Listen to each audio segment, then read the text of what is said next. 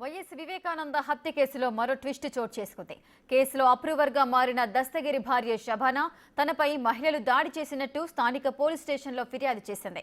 జగన్ అవినాష్ కు వ్యతిరేకంగా సాక్ష్యం ఇచ్చిన దస్తగిరిని చంపేస్తామని బెదిరించినట్టు ఆరోపించింది. తర్వాత నీ అంతు చూస్తామని వార్నింగ్ ఇచ్చినట్టుగా శబానా తెలిపింది.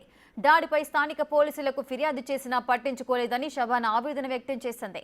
సిబిఐకి ఫిర్యాదు చేసినా సర్ది చెప్పారని, సంబంధిత వ్యక్తులపై చర్యలు తీసుకోలేదని ఆందోళన వ్యక్తం చేసింది. ఇప్పటికే ఈ కేసులో ఉన్న సాక్షులను ఒక్కొక్కరిగా చంపేస్తున్నారని, తన భర్తను చంపేసినా నిజం చావదని తెలిపింది.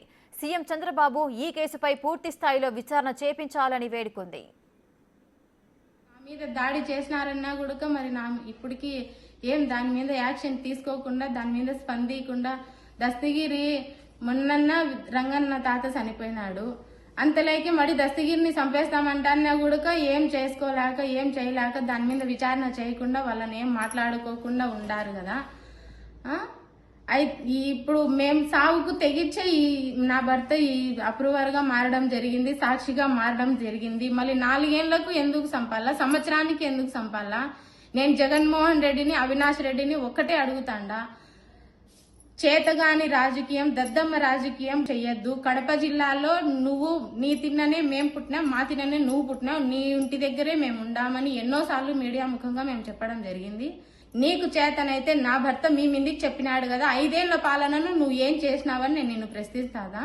ఇప్పుడు జగన్ ప్రభుత్వం మారిన తర్వాత, చట్టబద్ధమైన ప్రభుత్వంలో న్యాయంగా 9 నెలలు ఎలా గడిచిపోయినాయని తెలియకుండా పాలన జరిగే రోజుల్లో నువ్వెందుకు ఇట్లాంటి చిచ్చులు పెట్టి శవరాజకీయాలు చేసి, శవరాజకీయాల మీద నువ్వు రాజకీయం చేసి, నువ్వు 4 ఏళ్లు పాలన చేసినావు. నీ 4 ఏళ్లు నీ చేతగాని రాజకీయం, నీకు 11 సీట్లు ఇచ్చి ప్రజలు నిన్ను దించేసినారు కదా. ఇంకా నువ్వు చేసిన తప్పుకు ప్రాయశ్చితం చేసుకొని నువ్వు ఒక మూలన దేవుడిని ప్రార్థించుకుంటూ చేసిన తప్పులు సర్దిద్దుకోవాలి జగన్మోహన్ రెడ్డి, అవినాష్ రెడ్డి.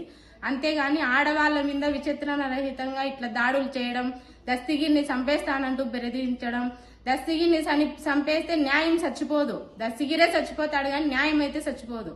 ఏ రోజుకి ఇంతవరకు 6 మంది సాక్షులు చనిపోయినారు. మహా అయితే దస్తగిరి భార్య చనిపోతారు, కానీ కేసు చచ్చిపోదు, న్యాయం చచ్చిపోదు.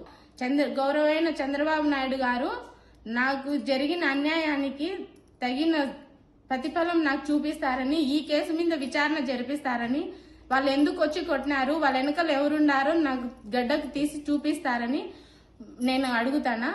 అలాగే Pawan Kalyan sir deputy CM గారిని కూడా అడుగుతానా. హోంమంత్రి అనిత గారు ఆమె ఏదైనా కూడా ఆలోచన చేసి మంచి పరిపాలన ప్రజలకు ఇస్తున్నారు. ఈ గడిచిన 9 నెలల్లో ఈ కేసులో కూడా మంచి విచారణ జరిపించి తగిన న్యాయం చేస్తారని నేను అందరినీ మీడియా ముఖంగా నేను అడుగుతాను.